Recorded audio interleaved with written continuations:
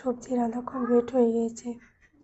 আসসালামু আলাইকুম। আমি আজকে আপনাদের সবজি রান্না করে দেখাবো। এখানে কেটে ধুয়ে নিয়েছি সিম, আলু, তারপর হচ্ছে কইড়া, ঢেঁড়স, তারপর এখানে টমেটো কুচি, ধনিয়া পাতা কুচি, এখানে মাছ, তারপর হচ্ছে পেঁয়াজ, তেল মশলা, হলুদ গুঁড়া, মরিচের গুঁড়া, লবণ, রসুন। আমি ফোড়নে তেল দিয়ে দিয়েছি। এখন দিয়ে দিব পেঁয়াজ দিয়ে দিলাম। পেঁয়াজগুলো রান্না করে ভেজে নিয়ে শেষ। এখন দিয়ে দিব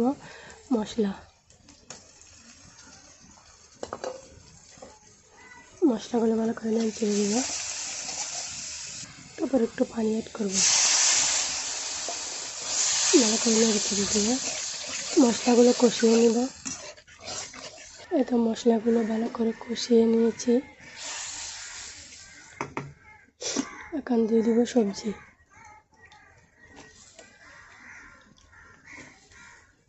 সবজিগুলো ভালো করে নেড়ে দিব। সবজিগুলো ভালো করে কষিয়ে নিব। সবজিগুলো ভালো করে কষিয়ে নিয়েছি। এখন দিয়ে দিব পানি। পরিমাণ মতো পানি দিয়ে দিব। নেড়ে দিব। এগুলো ভালো করে ফুটিয়ে নিয়েছি। এখন দিয়ে দিব মাছ।